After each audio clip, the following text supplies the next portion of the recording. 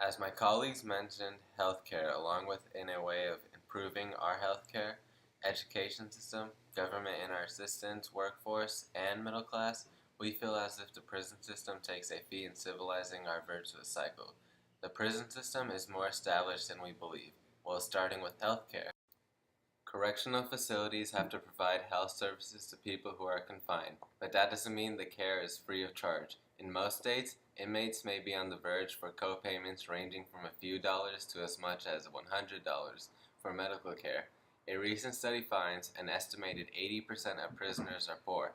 Medical co-payments typically come out of commissary accounts, which are often funded by money provided by their families and earnings from prison jobs.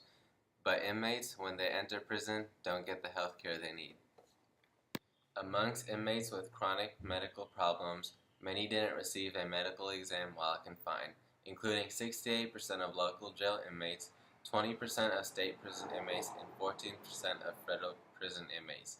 A 2009 study published in the American Journal of Public Health found prisoners with healthcare conditions may have their health needs ignored or neglected, and others may develop problems while in prison thanks to unhealthy and unhygienic prison conditions.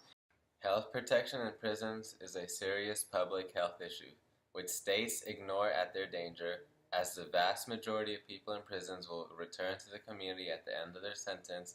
In a landmark 1976 case, Estelle versus Gamble, the Supreme Court held that not providing accurate medical care to prisoners was a violation of the Constitution, Eighth Amendment, against cruel and unusual punishment.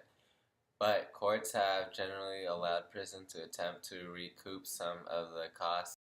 The increasing rate in incarceration only leads to overpopulated prisons. 17 states have the prison population that exceeds the maximum capacity of their prison facilities. Overcrowding is a serious problem, creating hazards for the inmate population and encouraging irresponsible behavior, which typifies many of the worst traits of mass incarceration. Statistics show that there are 2.2 million people jailed in the U.S., 10 times more than 50 years ago. Keep in mind, 2 million is more than some of the population in states. Despite the increasing violation population, the NYU School of Law found that the effect on crime rate has essentially been zero. It has been zero, then why do we lock so many people up? The relation is with money. It seems ridiculous, but someone is actually profiting from this. So if you let corporate run your prisons, it's like running a business, and they carry in big loads. Last year, CCA took in 1.7 billion. Most prisons give out many violations. One study showed that private prisons dole out twice as many infractions as government prisons. These penalties can lengthen your sentence, which means companies get more cash. It's required for states to keep prisons full. Last year, a private prison in Arizona didn't make their 97% capacity, so the state government had to pay a $3 million fine. The problem is, private-owned prisons want to keep inmates due to their increase in money. With all this money towards that, it can be getting out to a better cause, like creating a better education. 2012 U.S. Census data on public school costs shows how much more 40 states spend on their prisoners than on their K-12 students. Keeping someone in prison costs 5 times more than educating students in California, Washington, and in Utah, and in many other states. It either doubles or triples the cost. Which deserves more fundings, students or inmates?